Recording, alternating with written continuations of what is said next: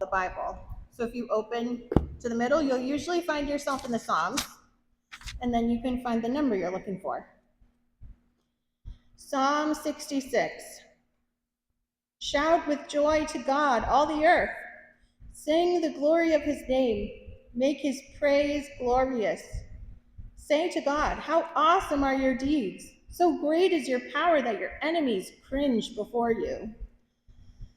All the earth bows down to you.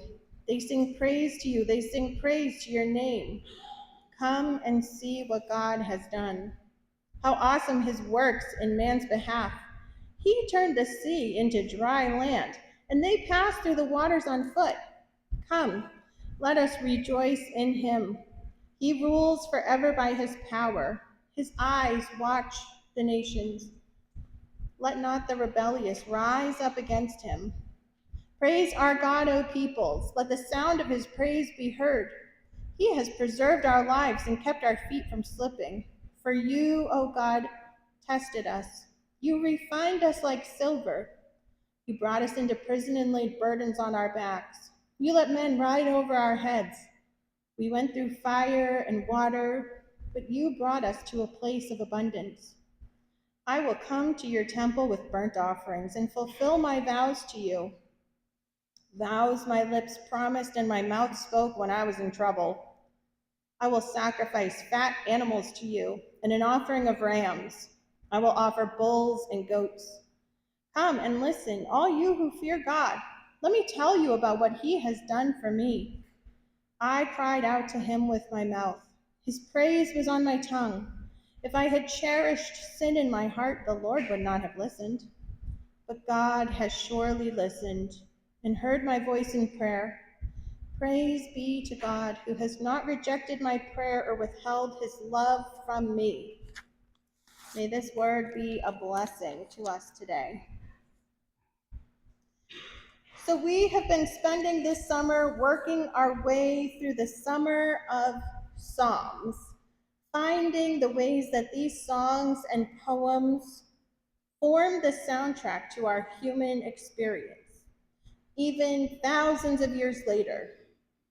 The best songs, as we know, give us words and melodies that capture the highest highs and the lowest lows, but they also capture everything in between, the mundanity of human existence. Somehow they have a way of putting expression to and making it feel, capturing the beauty of everyday life. I kind of think a song like that, I kind of think of like Tracy Chapman's Fast Car, right? That experience of just being in a car, driving, maybe through old country roads or down familiar streets, thinking about putting the past behind you and moving towards the future, a different way of life, right? Something as simple as driving in a car. She captured in a way that has now, like, even been brought to the next generation because of really popular covers of it. Today's psalm is a song for worship. We might think that a worship song is something that we only do when we hear it on a Christian radio station like K-Love, or here at church, that those are the worship songs that we participate in. But what is worship?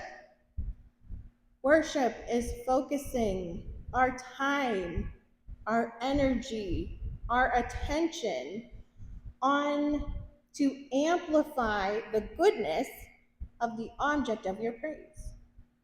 It's focusing on the object of your praise, telling it how great it is, telling it how wonderful it is, aligning your life with its power. In our context, this church context, or maybe in a Christian context, worship is it's when we reflect back to God his goodness.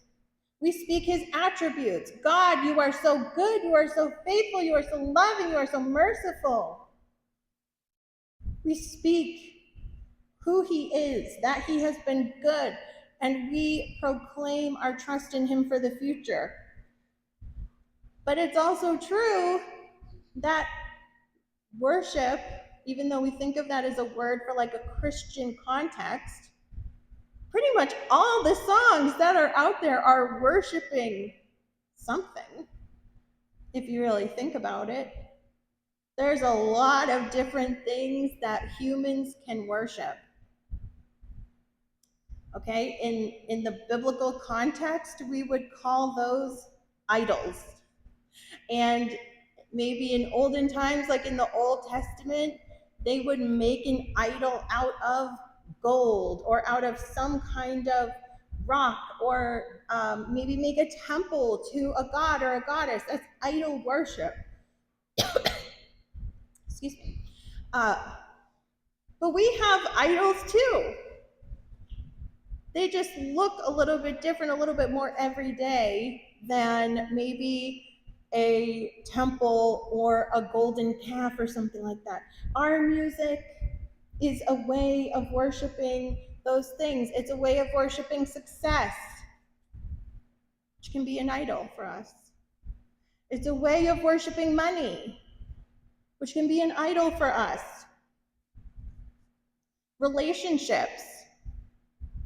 When we focus so much on our relationships that whether they're romantic, friendship, family, whatever, it's called people pleasing.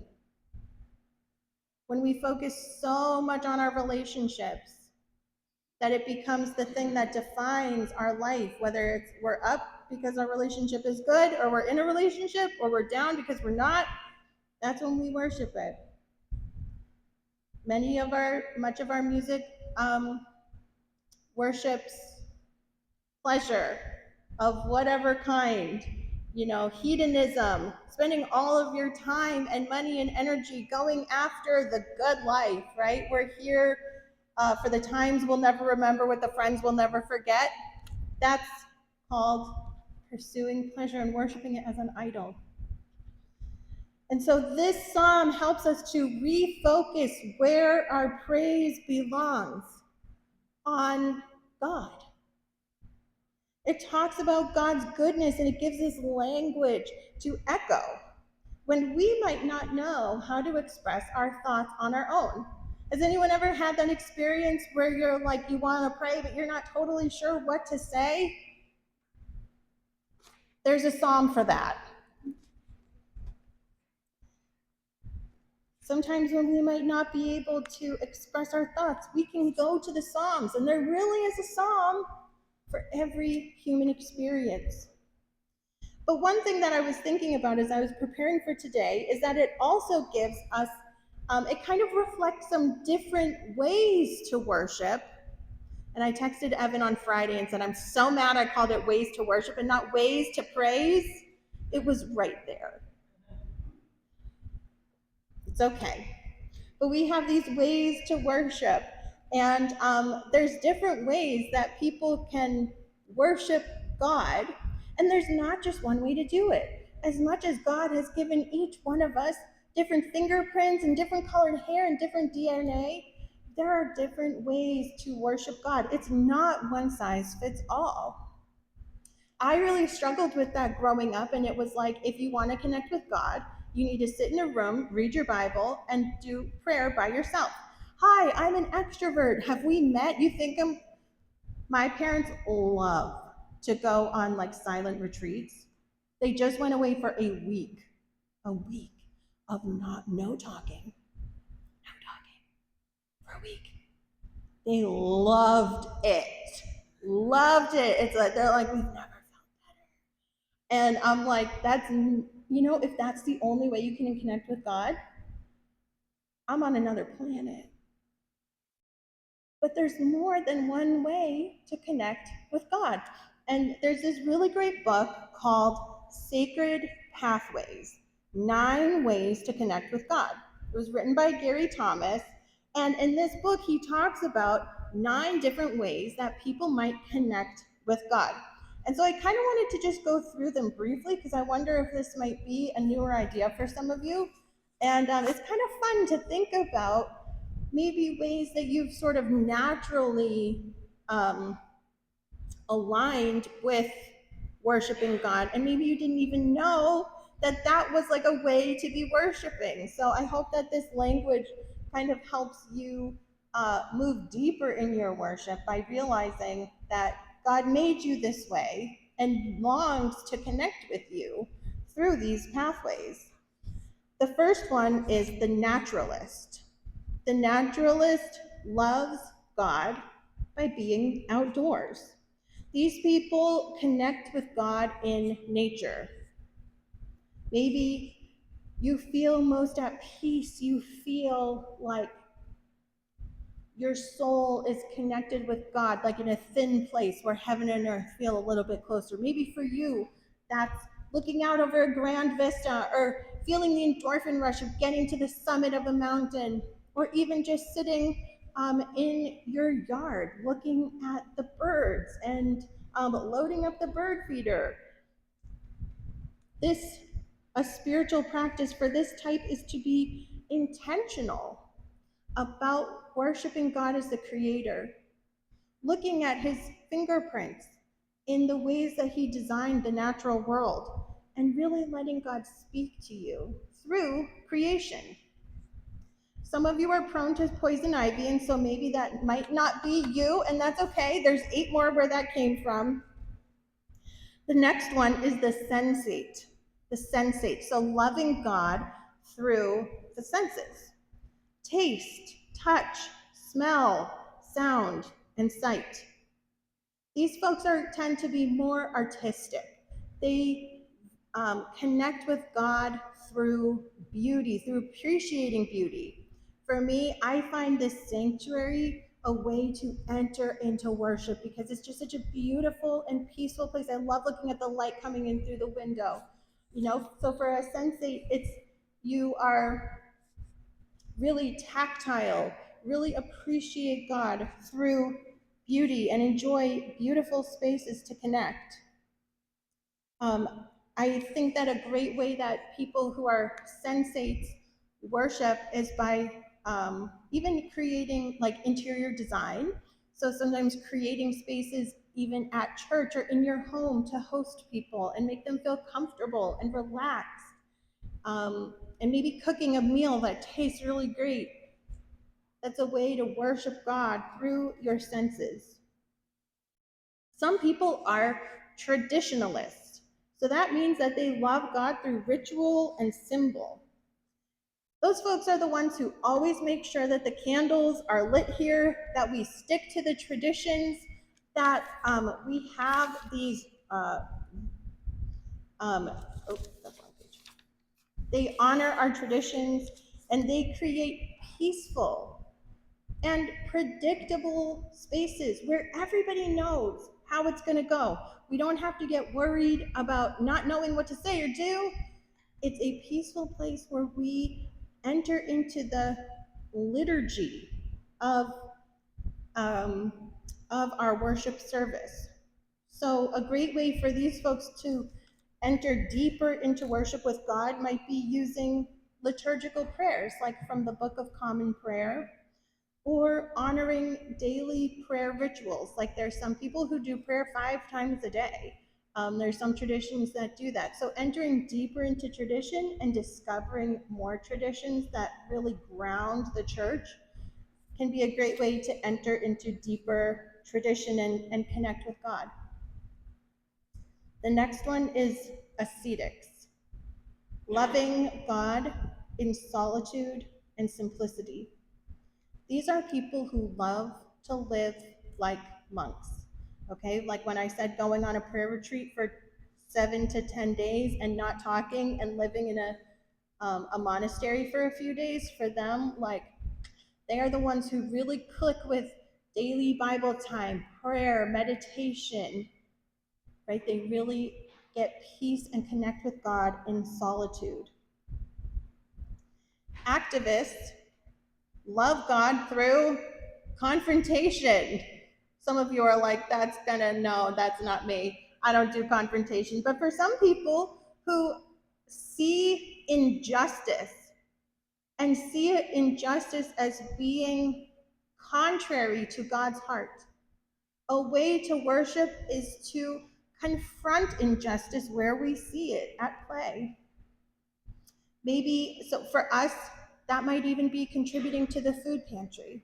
It's entering into meeting injustice and meeting needs for people who are um, have have been oppressed by the systems in this world.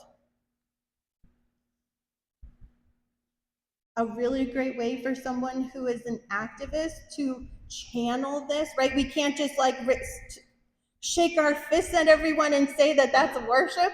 A great way to channel this kind of worship would be to organize a prayer walk and to bring those needs and that injustice to a God whose heart is for justice and for people to have their needs met because he is the provider. The sixth one is caregivers, loving God by loving others. Caregivers worship through spiritual practices like serving others and using their acts of mercy to share kindness and love with the community. I think of folks in this church who care for our worship space through cleaning, through maintenance, through making sure that this space is taken care of, by offering hospitality, by checking in on our children or visiting the seniors in our church who are not able to get out to church physically as often as they used to. People who worship God by loving God's people and the places where we meet. The enthusiast loves God with mystery and celebration. Enthusiasts might be more charismatic or Pentecostal worshipers, like we had Becky up here dancing and singing. Girl, I had no idea. They dance and they pray and they expect that God will show up in mysterious ways. They're laying hands on and they are believing that God is going to act in mysterious ways and bring that here to the rest of us who like to have a little more certainty in the equation, right? In our faith. They really bless us by bringing a vibrancy and a vitality of God's active movement and presence. Contemplatives, there's two more. Contemplatives love God through adoration. I read a description of this one, so I'm taking it right from the website. The contemplative seeks to gaze lovingly into God's face and be caught up in the rapture of that loving experience. Contemplatives live for the love of God. And then intellectuals. Intellectuals love God with the mind. These Christians want to grow through stimulating study and intellectual conversation. They might take seminary classes for fun or enjoy apologetics books like The Case for Christ. They are going to love it when I whip out some Greek in my sermons. And if this one's you, raise your hand so that you can lead our next Bible study. How many of you heard one that you click with? Everybody had one that they click with. How many of you had two that you connected with? What about three? Yeah, I kind of have like two or three that I lean more towards, and I'm cheating a little bit because I've read these before, so I've had time to kind of like think about it.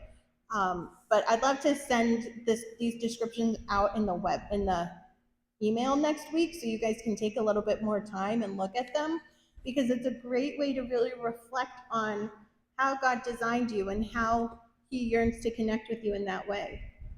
And so as I looked through this psalm, I noticed that some of these spiritual pathways emerged even in the psalm and described different ways of connecting with God here. This psalmist is likely just one writer, but really covers a lot of territory in his worship and praise of God. So like here at verse 3, say to God, how awesome are your deeds. So great is your power that your enemies cringe before you. All the earth bows down to you. They sing praise to you. They sing the praises of your name. To me, that sounds like something that a naturalist could write. I really resonate with this style of worship, and I have invested myself a lot into learning a lot more about the natural world as a way of going deeper into my love and worship of God as the creator of the natural world. When I go outside and I go on a hike, I tell my kids this is a great way to keep them going. It's like a built in scavenger hunt. I'm like, we're looking for mushrooms. And I'll show them different pictures of things that we can be looking for. And then we learn about the different things. And even fungus, can glorify God as we enter deeper into understanding of the role that it plays and just what a marvelous creator God is. All the earth bows down to you. Have you ever sat on a mountaintop after a sweaty hike and seen the way that the trees all move together, seen the ways that the clouds roll in, and you know that this whole earth is just one love song back to God? The whole earth bows down before you. They sing praise to you. Even creation sings praise to your name. There's even a concept called natural revelation. And that is this theological understanding that every single person has witnessed God in some way, right? Sometimes we send missionaries to go, or we tell our friends about God and about Jesus because maybe they haven't heard the gospel. Well, everyone has experienced natural revelation. Everyone has seen the beauty of a sunrise or a sunset. Everyone has seen the way that, different things in nature reflect God's hand. Nobody can say, I never heard about this creator, because everyone has seen his hand at work. Take a look next at verses 5 through 8. Come and see what God has done, his awesome deeds for mankind. He turned the sea into dry land. They passed through waters on foot. Come, let us rejoice in him. He rules forever by his powers. His eyes watch the nations. Let not the rebellious rise up against him. Praise our God, all peoples. Let the sound of his praise be heard. These are the words of a sensate. Seeing, hearing, even touching. As if you really get deep into imagining yourself in some of these stories. This psalm is talking about when God opened up the Red Sea and allowed the people of Egypt to escape before he pulled the waters back together and drowned those who would seek to enslave them. If you're a sensate, as you're really entering into that story, putting yourself fully into this passage, it's almost like you could feel with your feet what it would be like to walk through that sandy river bottom, trying to run your way to freedom. There's a deep sense of touch and seeing and hearing. Today, we will worship through communion, through taste, and through the sensation of participating in these symbols, really embodying the gospel. Sensates are going to be all over that. What about verses 13 to 15? I will come to your temple with burnt offerings. I will fulfill my vows to you, vows my lips promised and my mouth spoke when I was in trouble. I will sacrifice fat animals to you and an offering of rams. I will offer bulls and goats. This is a traditionalist. This is a person who's going to be at church every Sunday, leading worship. This is a liturgical worshiper who wants to stick with the routine that's been going since the 1580s And don't you dare try to change it. They don't like change, and they don't like fog machines in their worship. This is someone who experiences true worship through historic practices. In the context of this Psalms, it's making sacrifices at the temple. It's the beauty of fulfilling a vow. There is a sense of comfort that we can get in practicing the liturgy here, even at church, right? We have pretty much the same bulletin, the same order of service every week. You get the drill after a while, and it kind of lulls you into a sense of peace. However it is that you worship, this psalm helps us to explore some of the different ways that you might connect with God. And it gives us more language to be able to offer worship and praises to God. This breakdown of different ways, because we don't have to worship God in a cookie cutter way. I connect with God in a way that might be different from someone else, but it's the same God, and He is worthy of our praise. So we can bring intention to it through whatever way that resonates with us the most, to be able to turn to Him and really dedicate that worship to Him, to lift our eyes to God, to call Him to mind, and to offer Him thanks and glory for His help and presence.